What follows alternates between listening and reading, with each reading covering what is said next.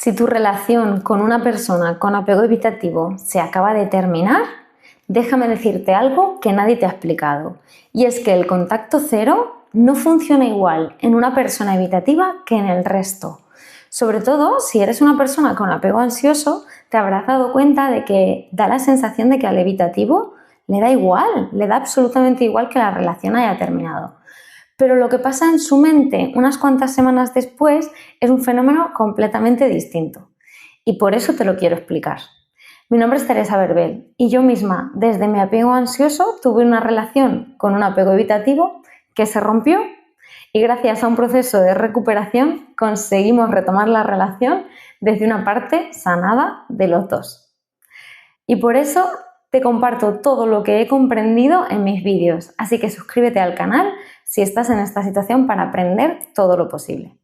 Hoy te voy a explicar lo que ocurre dentro de la mente de un perfil evitativo durante cada una de las fases del contacto cero, durante ese silencio que da la sensación de que nunca lo va a romper. Además de que te voy a explicar por qué el contacto cero es la única vía que puede romper los esquemas de una persona con apego evitativo y que así te vuelva a pensar. Y el error más grave que comete el 90% de la gente que tengo en terapia y que destruye cualquier opción de volver a recuperarlo y que haya una reconexión. Durante la primera fase de ese contacto cero, cuando la relación se acaba de terminar, lo que ocurre en la persona con apego evitativo es que existe un espejismo de alivio. Cuando aplicas el contacto cero, el evitativo no siente nostalgia por lo que ha terminado, sino que lo que primero siente en una primera fase inicial es un alivio porque percibe que ha recuperado esa zona de seguridad que le da su independencia. El no sentirse presionado por otra persona, el poder hacer con su vida lo que quiera a la hora que quiera sin tener que estar pendiente de otra persona que le está reclamando constantemente, que en este caso solemos ser los apegos ansiosos, ¿vale? ¿Qué ocurre? Su sistema nervioso entonces se relaja y todo lo que ha estado activado en la relación se desactiva y recupera la sensación de control sobre su vida.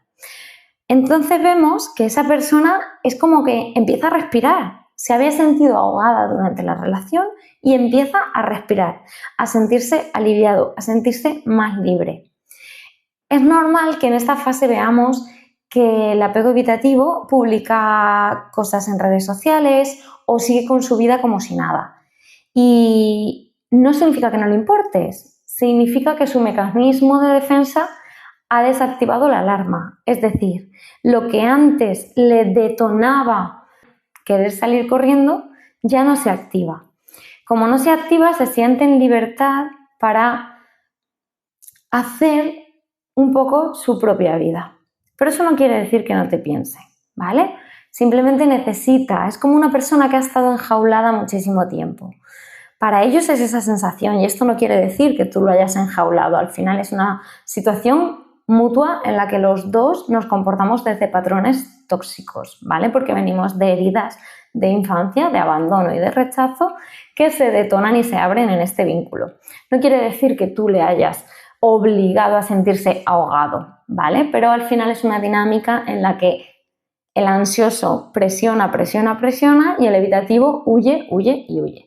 Por eso, en el momento en el que se siente con total libertad para huir, siente que ha recuperado el control sobre su vida, sobre su sistema nervioso, sobre sus emociones, porque él no quería estar detonando emociones constantemente, y al final es su zona segura, su burbuja de control, de seguridad en su vida, lo que siente que ahora tiene y donde él se siente a gusto en este momento, sobre todo en una fase inicial. Pero cuando vamos avanzando en este silencio por parte del ansioso, en este no contacto, no indirectas, no intentar cruzarte con esta persona, cuando vamos avanzando llegamos a una segunda fase en la que esa persona con apego evitativo que tan libre se sentía empieza a sentir una nostalgia tardía en el tiempo.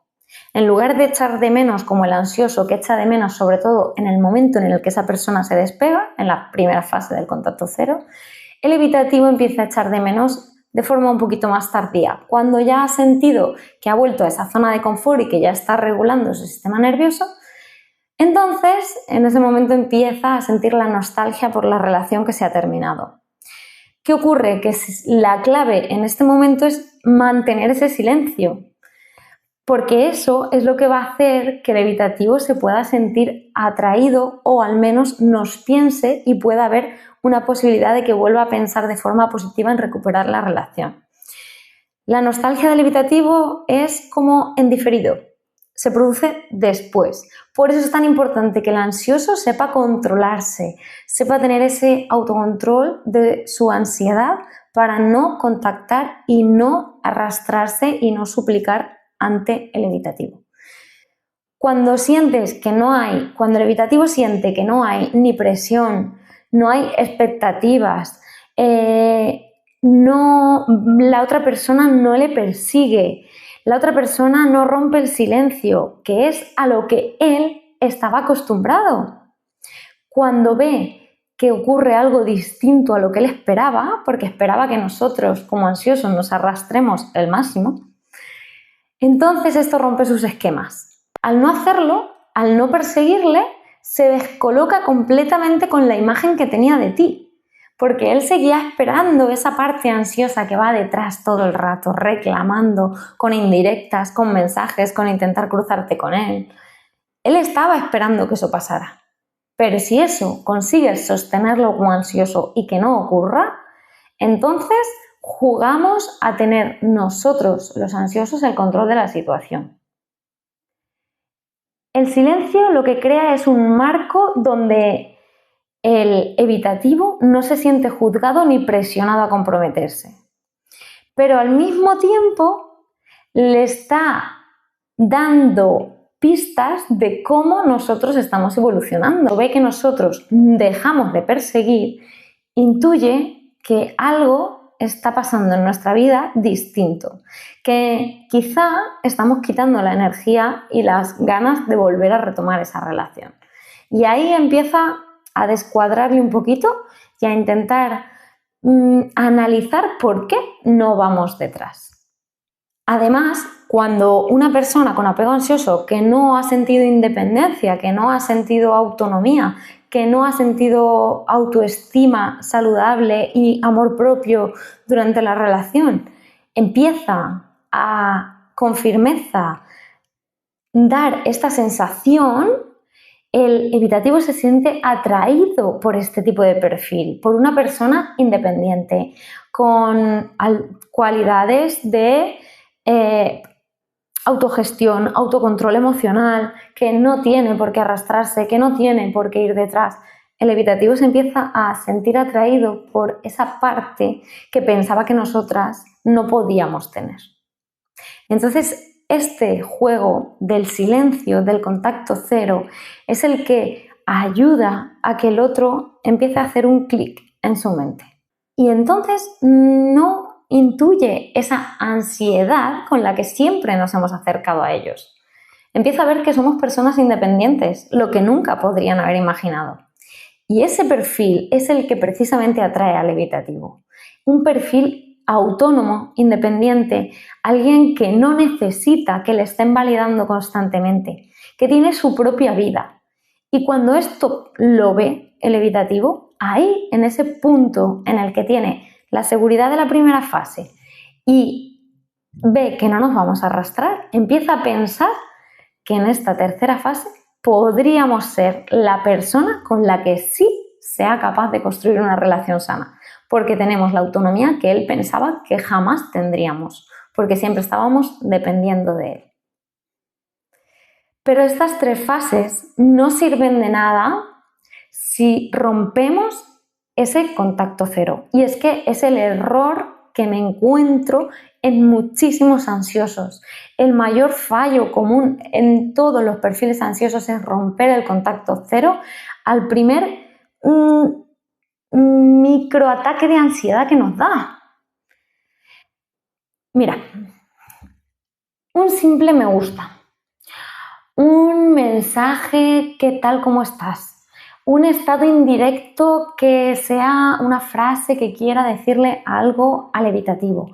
Cualquier tipo de contacto, por muy sutil que sea, destruye el proceso y todo lo que llevamos ganado con este contacto cero. Incluso si él te escribe, incluso si es el evitativo el que te escribe, deberías muchas veces valorar el mantenerte en tu sitio y mantener ese contacto cero por parte del ansioso. Porque esto va a dar pie a que él entienda que ahora tú eres la que dominas tu vida, la que controlas y la que no te pierdes enseguida otra vez porque el otro venga corriendo. Si reaccionas de inmediato a la mínima señal, reconfirmas su hipótesis inicial de que seguías ahí esperándolo. Y la presión entonces vuelve. Porque si él confirma que tú estabas ahí esperando, vuelve a sentir la presión de que estabas ahí esperando para lanzarte en el momento en el que él te dijera hola. Con lo cual, el evitativo se va a replegar de nuevo en el mismo y esa segunda oportunidad no va a servir de nada. Así que es súper importante que no caigamos en este fallo tan común de romper el contacto cero. Y esto además te va a dar la muestra de que como ansioso eres capaz de sostener esa ansiedad. Porque si eres capaz de no romper este silencio, ahí tienes mucho ganado para gestionar tus emociones y esa sensación de no soporto no saber nada de él que tanto te está atacando en estos momentos. Y te va a hacer sentirte mejor contigo porque ves que las emociones no te controlan, que esos pequeños momentos de ansiedad los puedes superar y aguantar sin escribirle, sin mandar un mensaje, sin llamarlo y sin ir a buscarlo. Y cuando esto lo consigues, el cambio es brutal. Pero el verdadero poder de este silencio, de esta fase, no es cambiar a tu ex, no es convertirlo en otra persona que esté pendiente de ti, sino devolverte a ti el poder, devolverte a ti la soberanía. La paradoja de las relaciones es que solo cuando estás dispuesto a soltar el resultado, a soltar el control de la situación, te vuelves verdaderamente irresistible para esa persona. Pero para eso hay que tener esa valentía de querer enfrentarse a estas situaciones que te van a hacer crecer tanto con esa persona como con cualquier otra que aparezca en tu vida. Si estás pasando por esta situación, si sientes que la ansiedad te supera al mantener el silencio, déjame en los comentarios en qué fase del contacto cero te encuentras hoy. No olvides suscribirte al canal para entender a fondo la dinámica de este tipo de relaciones y si quieres que valoremos tu caso y veamos si te puedo ayudar, puedes agendar una llamada y vemos si puedo darte un poquito de claridad en la situación en la que te encuentras.